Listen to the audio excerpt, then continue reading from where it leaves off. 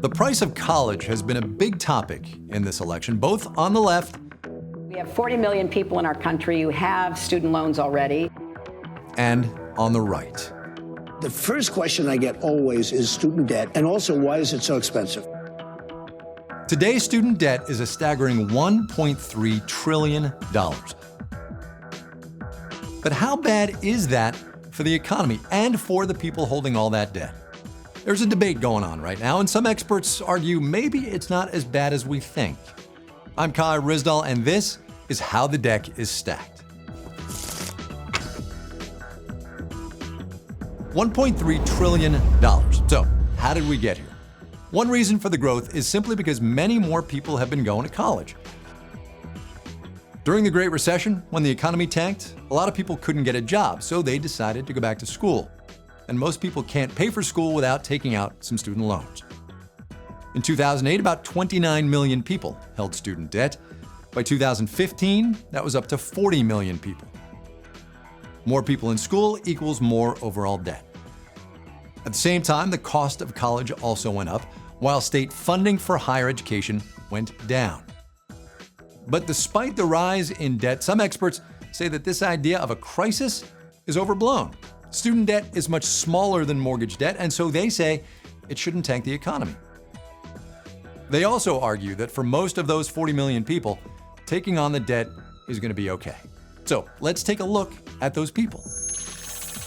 We often hear horror stories of the students with massive amounts of debt. The reality is only 8% of debt holders owe more than $75,000. And many of those people went to graduate school, which should increase their earning potential.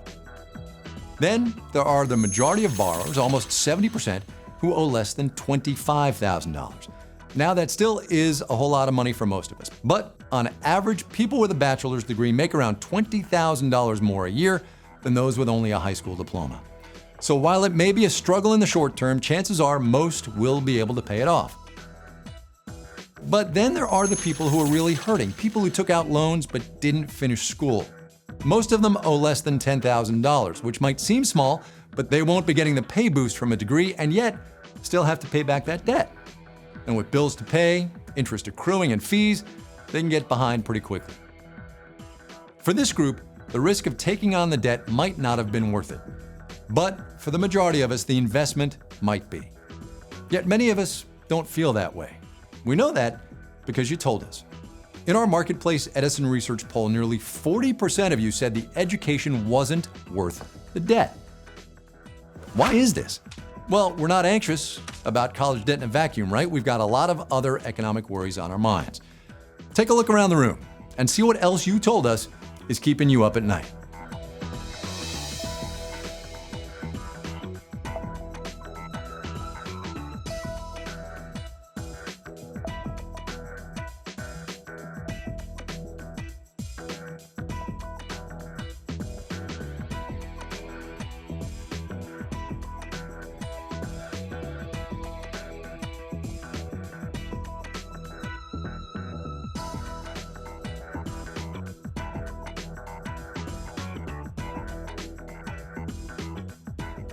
What other ways are you feeling the squeeze? Leave us a note in the comments.